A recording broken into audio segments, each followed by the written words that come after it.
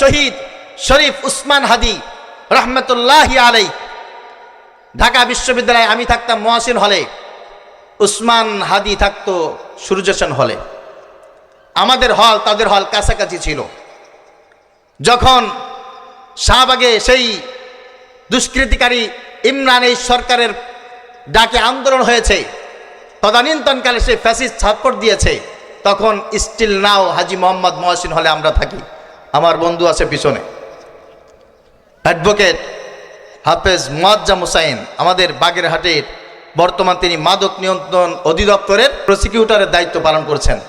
আমার বন্ধু আলহামদুলিল্লাহ আমাদের মাহফিল শুনতে আসছেন, আলহামদুলিল্লাহ বলেন।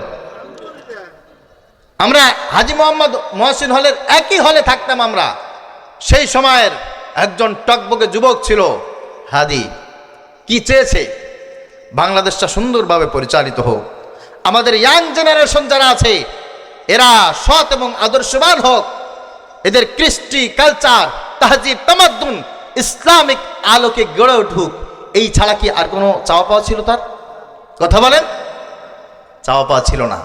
তিনি একাধারে লেখক ছিলেন, আদর্শবান পিতা ছিলেন, বন্ধু ছিলেন, ভাই ছিলেন, দেশপ্রেমিক ছিলেন, টিচার ছিলেন।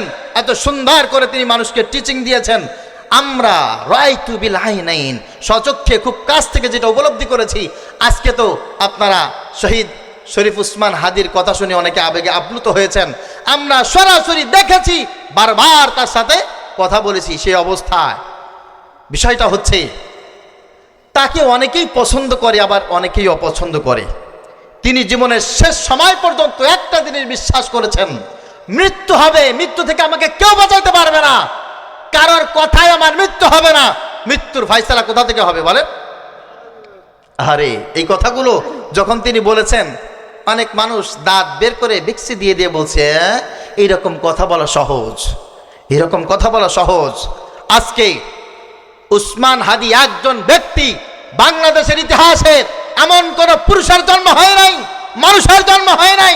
মানুষ লাখে লাখে ওখানে জানাজা পড়ার জন্য আর জানাজার কাতারে দাঁড়িয়ে এভাবে অঝরে কেঁদে তার জন্য দোয়া করতে পারে এমন একজন মানুষ বাংলার ইতিহাসে জন্মগ্রহণ করে নাই, যিনি হচ্ছেন শহীদ শরীফ উসমান হাদি রহমতুল্লাহি আলাইহি।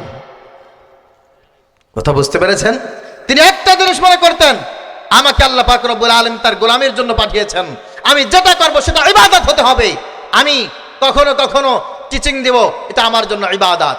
আমি মানুষের কাছে ভোটের দাওয়াত পৌঁছে দেব, মানুষের কাছে তার অধিকার প্রাপ্যের জন্য দাওয়াত পৌঁছে দেব, মানুষের কাছে কাছে গিয়ে হ্যান্ডবিল পৌঁছে দেব।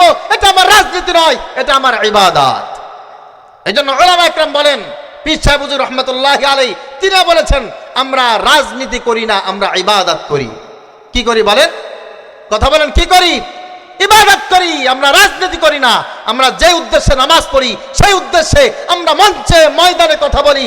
আমরা যে উদ্দেশ্যে জিকির করি, হজ করি, যাকাত দেই, ঠিক একই উদ্দেশ্যে স্লোগান দেই, একই উদ্দেশ্যে মানুষের কাছে ভোট চাই, একই উদ্দেশ্যে আবার আমরা মানুষের কাছে ভোট দেওয়ার জন্য আহ্বান করি। গোটা বিশ্ববাসী আজকে দেখেছে, অবাক হয়েছে। যিনি হতে চেয়েছিলেন একজন সংসদের সদস্য, আজকে আল্লাহ পাক রব্বুল আলামিন মনে হচ্ছে আকাশ পেড়ে গোটা সংসদ চাই তাকে হাদিয়া দিয়েছেন। আল্লাহু আকবার। আমাদের জাতীয় কবি কাজী নজরুল ইসলাম, তার পাশে আল্লাহ পাক রব্বুল আলামিন আমাদের হাদি ভাইকে কবুল করেছেন, হাদি ভাইকে কবুল করেছেন। শুধু আলহামদুলিল্লাহ নারাই তাকবীর মুনাজাত করে কেঁদে কেঁদে আমাদের দায়িত্ব শেষ মনে করেছেন না।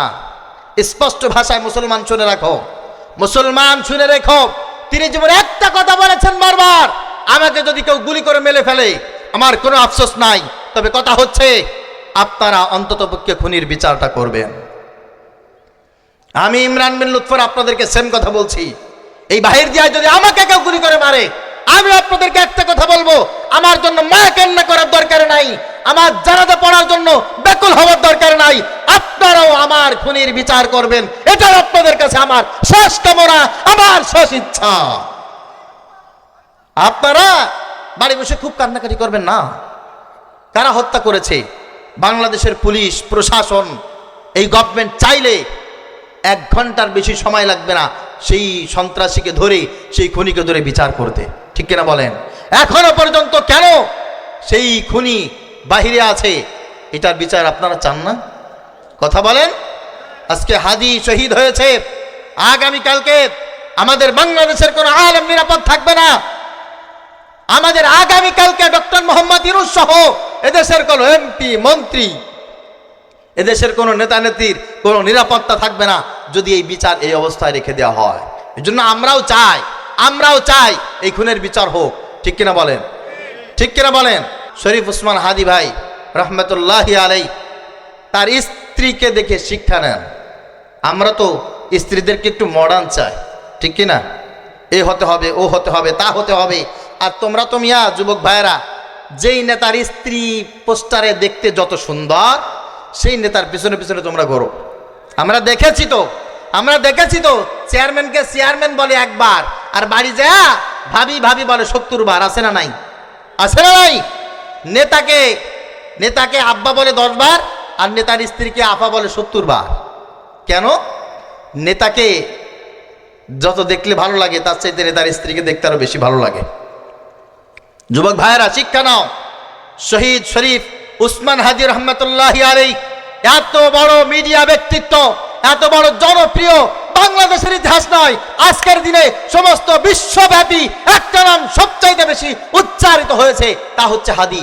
অথচ মিডিয়ার সামনে তার স্ত্রী একবার ওপেন হয় নাই, একবার এমন উঁচু আওয়াজে কথা বলে নাই যেই কথা আল্লাহর আরশ পর্যন্ত শুনলে ফেরেশতারা কষ্ট পাবে। আকসিদ ফি মাশিকা আগদুদ মিন সাউতিক ইন্না আনকারা লাসওয়াতি লাসাউতুল হামির। মহিলাদের ব্যাপারে আল্লাহ পাক রব্বুল আলামিন স্পেশাল ভাবে বলেছেন, মহিলারা তোমরা হাঁটার ব্যাপারে, চলার ব্যাপারে, কথা বলার ব্যাপারে নিম্নগামী হও। তোমাদের আওয়াজ যদি পরপুরুষে শোনে, তোমাদের উঁচু আওয়াজ যদি অন্য মানুষের কাছে পৌঁছে যায়, এটা গাধার কর্কশ ভাষার মতো মনে হয়। খবরদার, জান্নাতের মেহমান এগুলি পছন্দ করে না, কোনো অবস্থায় না। জন্য মা বোনদের জন্য উত্তম আদর্শবাদী স্ত্রী আজকে আমাদের হাদি ভাইয়ের স্ত্রী। এ থেকে আমাদের শিক্ষা নেওয়া উচিত। আমরা যে অবস্থায় যাই করি না কেন, আমাদের স্ত্রী যদি আদর্শবান না হয়, আমাদের স্ত্রী যদি ইসলামের পথে চলার জন্য আমাদেরকে সাপোর্ট না দেয়, তাহলে আমাদের আমল আখলাক ঠিক থাকবে